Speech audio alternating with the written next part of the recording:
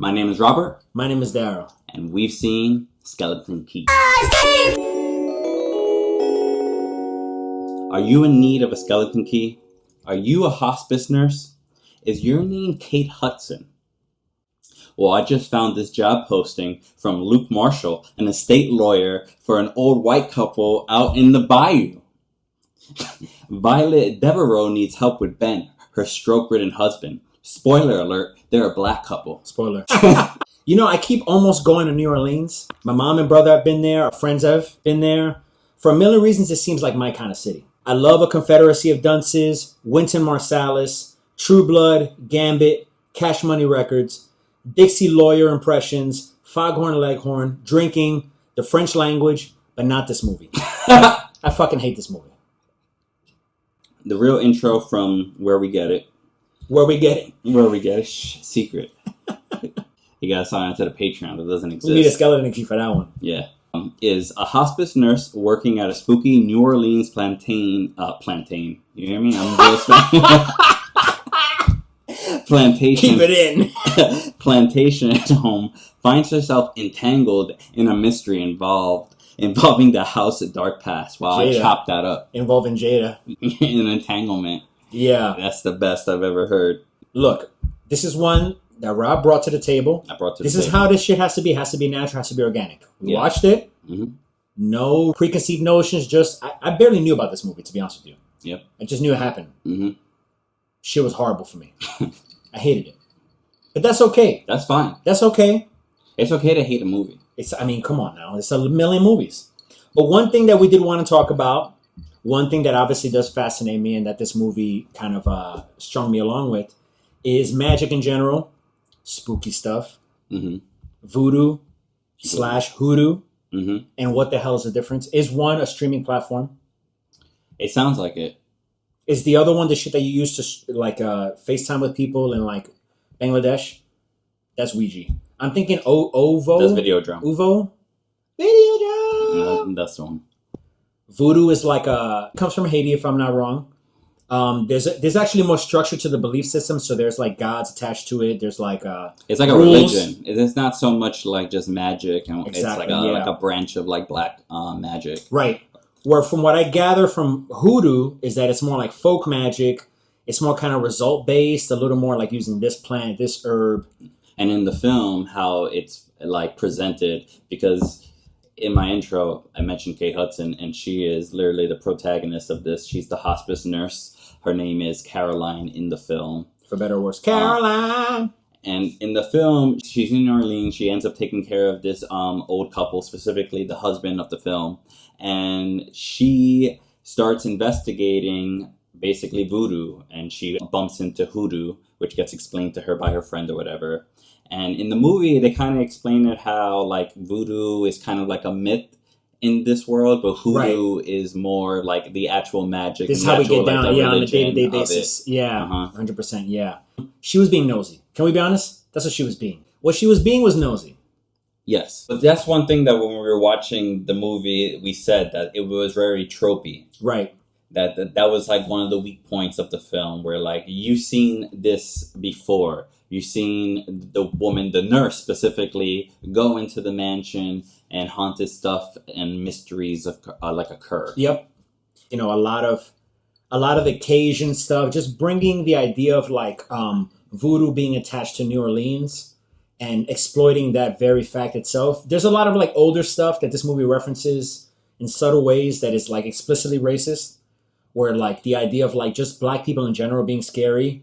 But I feel like this movie tried to, we'll get into that later, not to spoil it too much, but it tried to subvert that, you know, like to not make black people necessarily be the scary thing, although they kind of are still, they kind of still are what they're exploiting. Well, I think the movie didn't touch on racism so much. I definitely think it was like implicit throughout the whole film. Mm-hmm. Like it wasn't in your face. This movie, when we were watching it, it's very early 2000s. It was of the time while we were watching I kept naming movies that it reminded me of that era, like the Last Turn on the Left, Wrong Turn on the Left, I think it's called. Elijah Dushku. Is that with this girl? Elijah Dushku. Oh. I'm thinking of somebody else. But also, like, what's the one with Justin Long? But not Butterfly Effect. Jesus Christ. That's with Ashton Kutcher. The Jeepers Creepers. Jeepers Creepers. That's a good one. Jeepers Creepers. No, but these movies, the remake of Texas Chainsaw Massacre. None of them are good. But I'm just saying, like, actually, I prefer the Jessica Biel, that era, Texas Chainsaw Massacre. Stop. Not just because she's bad. Because the movie, because the first movie's not great, actually. That's one of... The first Texas Chainsaw Massacre. I just massacred that. Yeah, it comes with the territory. Sentence over. No, but let's not even get into the branches of because I actually cut myself up. You're already putting Skeleton Key in the early I know what you did last summer. Yeah. Texas Chainsaw Massacre. Yeah. Realm of horror. Not in a negative way though, because I think those movies shouldn't be. Excuse me. I think those movies shouldn't be like dismissed. I think those movies are kind of. There's a lot of charm in those movies. I really like the second Jeepers Creepers too. Yeah. You know what I'm saying? Like they were doing a lot of fun stuff with that. There's nothing to sneeze at. At the time, I probably thought it was corny, and I would have dismissed this movie completely.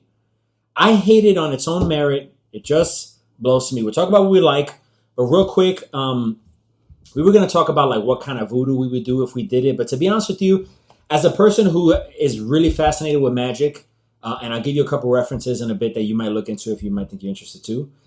You start thinking about what would I want to do or to a person or something like that. You think about vengeance or furthering your own life. And then you start being like, that seems like really like a lot to ask for. It's always a lot. And you know that by definition, magic incurs a cost. Yeah. So you're like, well, what the fuck? Like, am I really going to deposition this person from a good thing just to advance myself? And then potentially also like lose an arm or some fucking weird shit. That's also a family member gets I sick. like that, like what you just mentioned, that magic usually like has a cost. Mm-hmm. Like you do something and it takes magic doesn't appear like out of thin air. Like it's like you're taking a loan out of your pension or something. It's like it doesn't come from nowhere. And I guess I guess Skeleton Key really didn't have a consequence or like a take in their magic. The magic in the movie is more based on like belief. Like as long as like you believe in it, then it's actually true. It's kind of like the only thing to fear is fear itself. Sure. I feel like that's kind of like what the magic was like based about. Yeah. Any magic, like the amount that you believe in it, the amount that you give credence to it, it strengthens the whatchamacallit. Yeah. I'll give you. So Hoodoo reminded me of like a practical base magic. Excuse me. So the idea being like, rather than believe these systems, believe this God, I just know that this God does this. This God does that. I'm going to use them and invoke them in such a way to affect actual results. You know what I mean? I actually am going to get this job or, and that's where it gets weird, or what I was saying. Like you start to think about what would I do? And you're like, I don't know. It seems weird to just take it, rather than earn it. Yeah. But Chaos Magic is a lot of fun. I'll give you guys, before we cut off, just a couple of things if you're interested in that. I'm going to cut so much of this. Look into Peter J. Carroll, Liber No. That's a really important text for that. You're going to look into The Book of Results by Ray Sherman. Grant Morrison, who is my favorite comic writer, hands down. I mean, Alan Moore is obviously very close. A big proponent of Chaos Magic. Read The Invisibles by him. William Burroughs, who's also a very famous author. The Nova Trilogy, he was doing something called the cut-up technique, where he would just cut random sentences and phrases from books and piece them, from his own work, but also from other shit too. He did a collage of his own work. Right, of like phrases and stuff like that, and arranged them in a way, and in his perspective, it was like the universe sort of like communicating fortunes or clairvoyant messages or whatever. That reminds me of what they just discovered. I forgot what famous painter, but that he continuously painted over his paintings. Oh yeah, I think it might have been that Spanish painter. I forget, but I do know what you're talking about. That's kind of like what that reminded me of. Yeah, which is like kind of like putting your art over art. Right. So just like that, now you see us, now you don't. We'll be right back.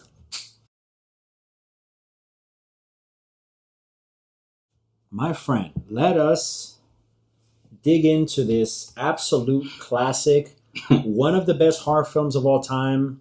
I think, I'm a Halloween guy. I'm a Nightmare on Elm Street guy. Texas Chainsaw Massacre 2 guy. But to me, The Skeleton Key is the scariest, best directed, best acted, best premise I've ever seen. Prove me wrong. You're talking a whole lot of shit. and and you did like the directing of this film. That was the one thing I did. The saving grace of the movie to It was you, well shot. It was well I shot. think, was the directing well of the shot. film. And shouts out to the director, Iain Softley. Well, shouts out to Dan Mindell as well, the director of photography. I'm imagining that guy had a lot of heavy lifting as well. But both of them, I agree with you, did a very good job. Can't lie. Let's get into the positives, actually. Okay, let's do it. Let's get right into it.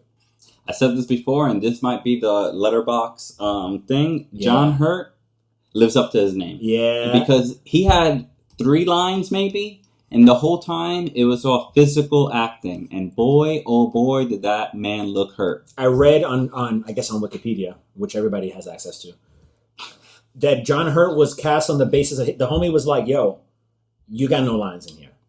And he was actually kind of interested in that. Yeah. You know, like carrying a performance. So you think he did, and I agree. I think he did well. I would say he was probably one of the better actors of the film. Absolutely. The moments where I felt unsettled in the film were every one of his scenes, where he's just like he's just like gagging on his own tongue or something. Yeah, he's having a hard time. He's a legend. He's always playing these roles. He plays very famously the guy who's in the movie Alien, Ridley Scott, who has the xenomorph baby come out of his stomach. Hello, my baby. I used that in another episode. I'm going to have to put it in this episode too. Like a little callback. Yeah. Hello, my baby. Can't get rid of it. He's also in one of my favorite movies of all time. David Lynch is definitely one of my favorite directors. The Elephant Man. He plays the Elephant Man. And he crushed it. Crushed. He was definitely the saving grace in scenes, especially with Kate Hudson. Yep. And I have nothing good or bad to say about Kate Hudson. Okay, I'll save my bit about Kate Hudson then. Because I'll save my bit about Kate Hudson. Oh, by the way, speaking of horror and classics and people that she's related to, The Thing, Oh, I was going to say as a positive also, daytime horror is fun. It's so easy to rely on the nighttime as a component of the movie that will make it scary. It's so easy to hide a monster in obscurity, right? And I like that they went for there's something about New Orleans being scary just at 4 p.m. Maybe like a mosquito will kill you, or just humidity or something will kill you, or an alligator. And I think they did a good job using those things to create some unsettling feelings. The whole bit that we're following Caroline, right? We're following Kate Hudson, and she's given the skeleton key because she's taking care of this old man, Ben. And there's one door that's, first of all, behind a cupboard or some type of like shelving. Yeah, it's a big shelf, and it's like dumb small. And it doesn't open. The key doesn't fit it. So she's like on a mission to figure out what's behind it. Right. And that is a weak point because why? Right. Why indeed? Why is she trying to do? She does ask. What's her face? What's her name? Gina Rowlands. What's her character name? Violet. There we go. She does ask Violet, "Yo, what's behind the door?" And Violet's like, "We can never open it." And she still is on the mission to figure out what's behind that door. Yeah. Now I understand curiosity. That's the entire reason that I fuck with magic the way I do and stuff like that. But you understand, there's also politeness. And there's also something about, I'm sorry to say, but you hear about the trope about like a white girl in a horror movie, right? Fumbling into situations where otherwise people like myself, I doubt you, would ever fucking find themselves. No, you leave that shit alone. There was not a strong enough reason in the film for her to go that hard on exploring. What else sticks out to you as a positive thing, if anything comes to mind? Not to pressure you. Is very much gonna be a spoiler, and it's the ending. It's the twist of the movie. We can talk about it now. Okay, so essentially, what you end up figuring out is that the couple that Caroline is taking care of is actually a couple from the past that has basically been switching a mind and soul Freaky with Friday. others to basically live forever. And it's set up in a way where it's, I guess, I don't want to say they weren't slaves, but it was definitely like segregation It's time. post-slavery, and what Black Americans were dealing with at that time was still indentured servitude, but not technically slavery. Just getting paid nothing to raise a white person's definitely family. post-slavery, but definitely I think during the 20s or 30s, segregation, yeah. It was during that time. We could look it up, but such is my investment in this fucking movie. No. But essentially, you end up figuring out that the attendants, the black attendants, Papa Justice and Mama Cecile, Nice.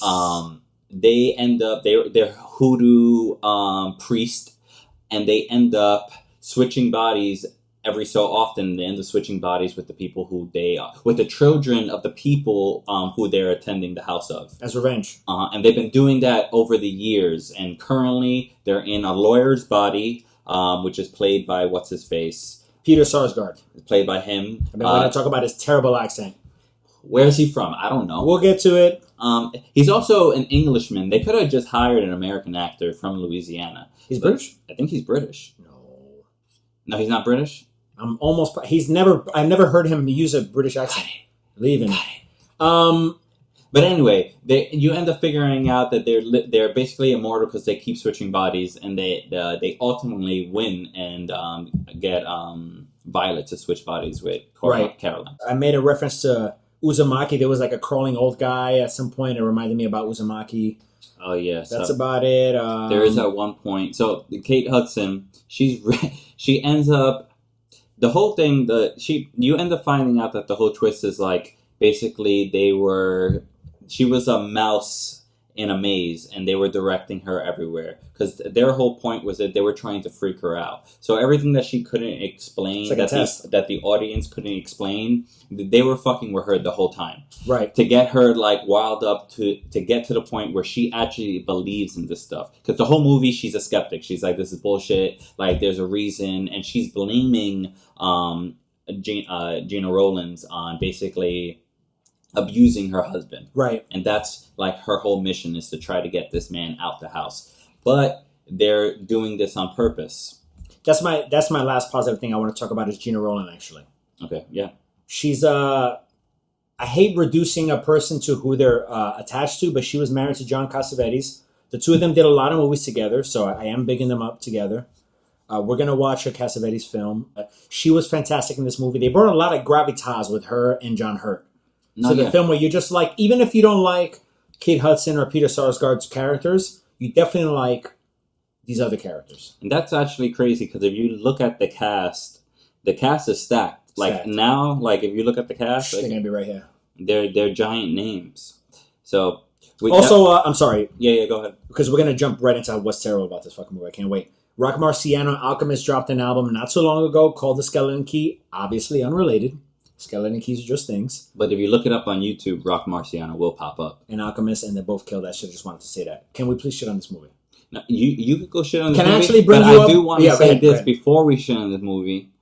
Disclaimer, if you are sensitive, this movie came out the year or during Katrina.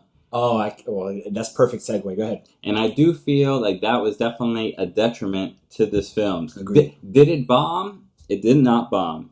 Budget was $43 million. Box office was $94. How much was the marketing? I don't know. Was the marketing over $40 million? I doubt it. No, this is considered not a bomb. It did not bomb. Did it do anything for Kate Hudson? No. But one thing that I said, and you might disagree. Let's see. He did. I remember watching Get Out for the first time. And I had already seen this film. And I was just like, you know what Get Out reminds me of? Skeleton Key. And you know what? It still does. Black people are scary. George Bush doesn't care about black people. Hurricane Katrina. Let me tell you something about Hurricane Katrina. It happened months after this movie came out.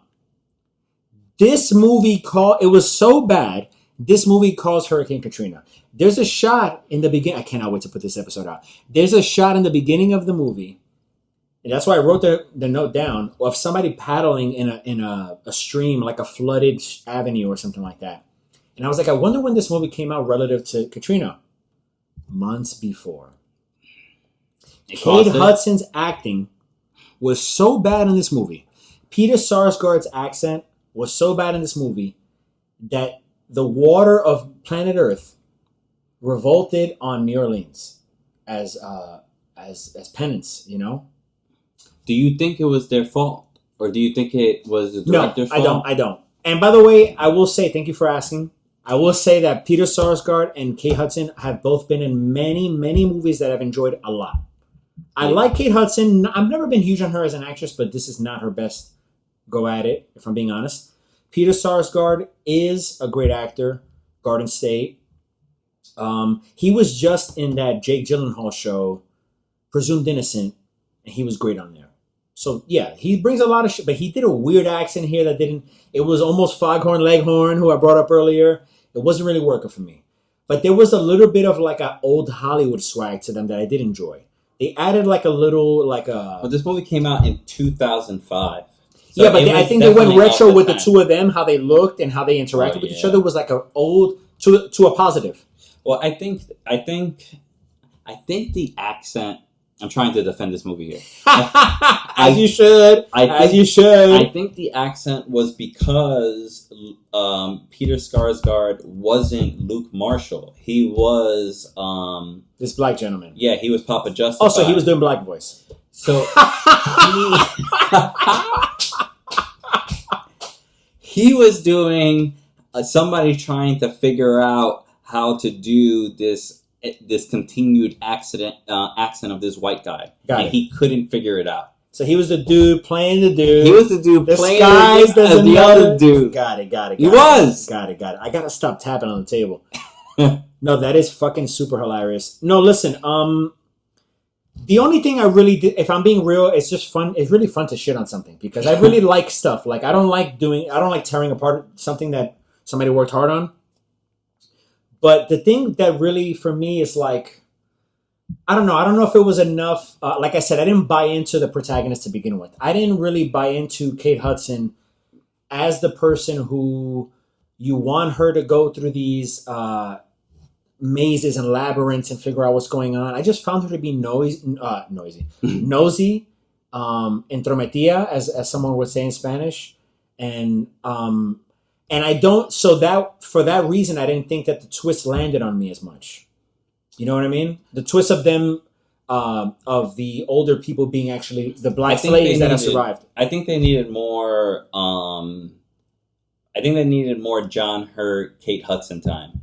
I think they needed more evidence of him being abused, him not being like okay, him not being safe. Right. Because they spent a lot of time in the beginning of the film of just like the mystery of the room and what's in the room. And let's figure out about voodoo and let's do some research and learn about that. And less about like, why is she putting so much effort into this? Why does it matter so much to Why does it matter so much? They put like the research and the investigation before the reasoning. Right.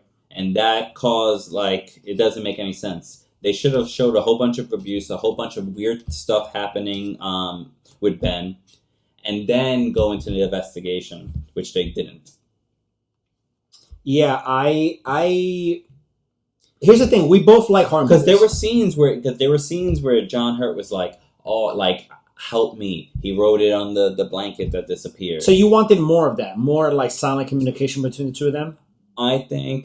I just think that they showed a lot of her being invested and trying to like help him before they showed the audience like, why does he need so much help?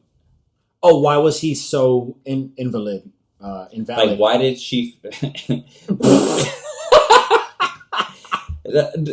to your point is what I'm saying. Yeah. Like, okay, I feel you. No, but I don't think that would have helped either. I think it's just. I think so. I'm not disagreeing that it would have helped. I'm saying for me, what would have made the movie better or not, I can't really say. That's the beauty of this kind of thing. Is like, if I were in that position, I wouldn't tell a director or a writer what to do. You know, because I don't know what I would do with this story. I don't know what I would do. To me, it's never the director and it's never like the writers. It's always on the cutting room floor. It's always the editor. Right. And I feel like they could have edited this movie better. Just like how I felt Superman? Yeah, Man of Steel? spoiler alert. It's just how I feel about that It'll movie. be after. Where it's just like, if they would have just rearranged some things, at least the audience would have been able to follow better. But that's in the writing too, because you made the point about Amy Adams making the perspective about her. What you're describing about this movie would be in the writing part too. You want to lock that into the script, so by the time you get to editing, you at least know what direction are we going here. I think they went in a decent direction, but I just didn't care. I didn't care. I think if Kate Hudson's character, maybe it's her acting. I maybe it is her acting, in my opinion. I'm not telling you what's. I'm saying maybe for me, maybe for me, it's that she didn't make me care about her enough. And if she did, and if Peter did, and again, this is not knocking them. It's just like maybe the writing for them was not enough for them to sink into. I didn't care about those characters enough to care about how. By the time they got juked at the end, I was like, okay, well, good for them or some shit. Or I don't care, You were watching it and you were getting annoyed at her to the point where you were like, this girl deserves to be an old lady. You're like, this lady actually deserves to be an old lady. Maybe she needs to be an old lady to figure this shit out. I would say when you see the switch at the end, the acting is so absurd. I'm telling you, because you're right, because it's a big twist. Get Out has a twist, but it's not the same. I feel like it's very much the same. No, what I'm saying is that I think Get Out does a better job to me of building up this suspense with what is this about, what's going on, so the twist feels big. It feels heavy. It feels like emotional. With this one, I didn't give a fuck. I mean, I did feel good for the slave family to have gotten ha. But that's what I mean about the nature of magic. That's the only thing that kind of paid off about the movie, is that magic did what magic does. What I think helps Get Out is that the race and discrimination is in the forefront. That going into the movie. Mm-hmm. And I think with the Skeleton Key, it was so implicit to the point where they were trying not to make it about that. Mm-hmm. They were like, this is a New Orleans thing. But if they would have leaned more on the discrimination and the way that that culture is perceived, mm-hmm. it would have, I think, been a better movie. Yeah. I don't know. I think I've reached my end of my. I can't say end of my rope on this one, right? No, because there's literally a lynching in the. There's literally movie, someone at the end of the rope, but so maybe you wanna. But that's how we. No, I feel like I'm at the end of my chain. Oh, I almost said something about chains, and we really got to wrap this one up. So, we have come to the point of giving this movie a number. Okay, number. Where you at? Okay. For me, when I come to this rating, I'm not just thinking about movies. I'm thinking about horror in general. Right. I'm out of 5. I'm giving this a 2.5. Okay. I think I'm going to. There's a big part of me that wants to shit on it, like I've been saying, just to give it a really bad rating. But I did like enough things about it that I can't just be that much of an asshole about it. I'm going to give it 4.9 deep fried swamp scented alligator teeth out of 10.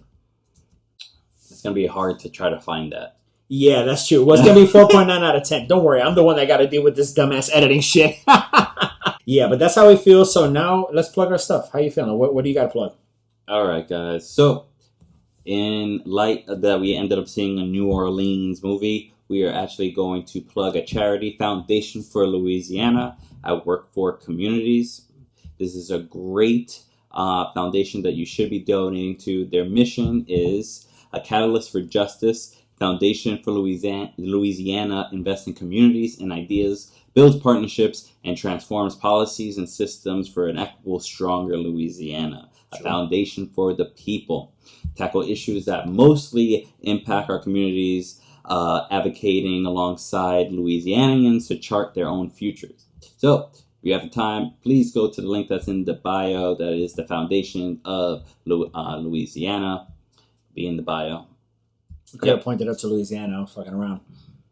Actually, just put your finger up real quick. You'll probably be right by it. No, you're on another side of the earth. Foundation for Louisiana. Yeah, one of these places.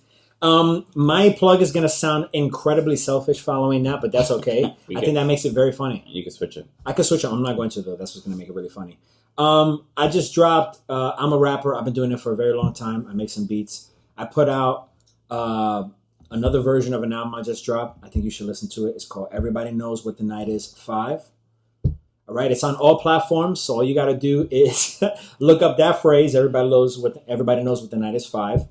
Also go to dvsk.bandcamp.com. All my rap shit is on there. Yeah, that's it. Enjoy. Maybe we'll do like a banner, like a news, like yeah. I'll fuck thing around on and the see what we bottom. got. Yeah, maybe like a Wall Street ticker tape. Yeah, you know what I'm talking about. For sure. But either way, I'm gonna put stuff up here, so you'll see. This. Ambiguous space up here. All right, that's gonna do it for us. We've seen footage. Peace. See you later. See you in a